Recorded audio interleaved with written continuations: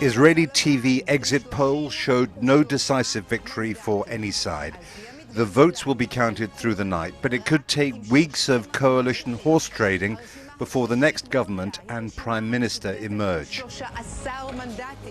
The election has been a referendum on Benjamin Netanyahu's last 10 years in office. He's Israel's longest-serving prime minister.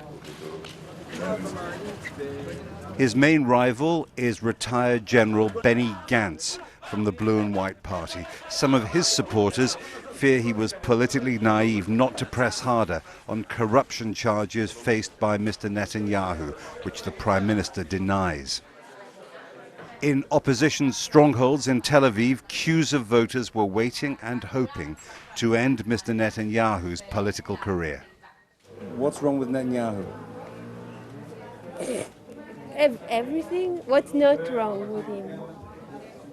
He's corrupted, he hates everyone, he rules on fear, he's too much right-wing.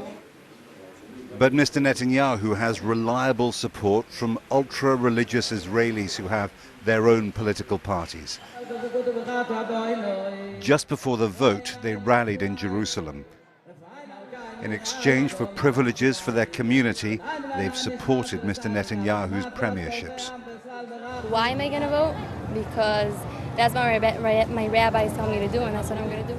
Who would you like as the next prime minister? I guess Netanyahu, that's what the rabbis say. The power of the ultra-religious has become one of Israel's most divisive issues.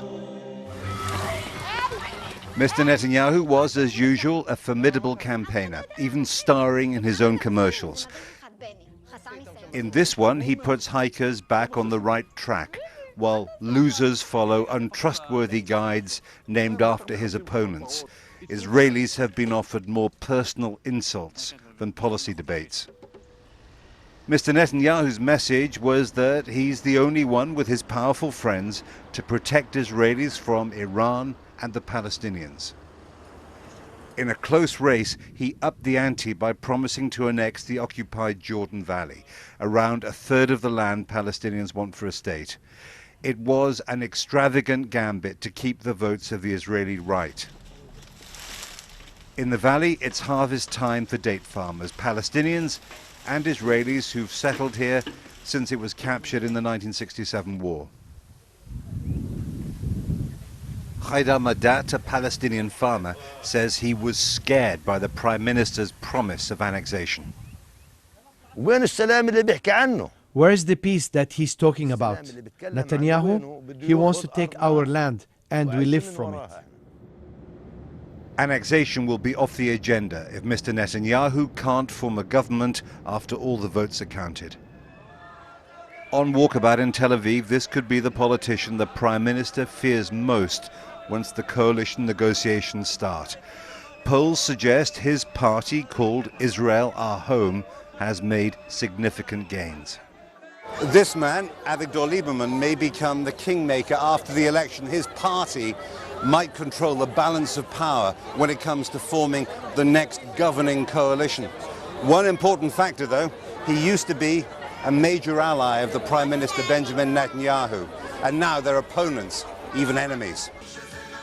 Late in the night, long after the exit polls, Prime Minister Netanyahu appeared in front of his supporters.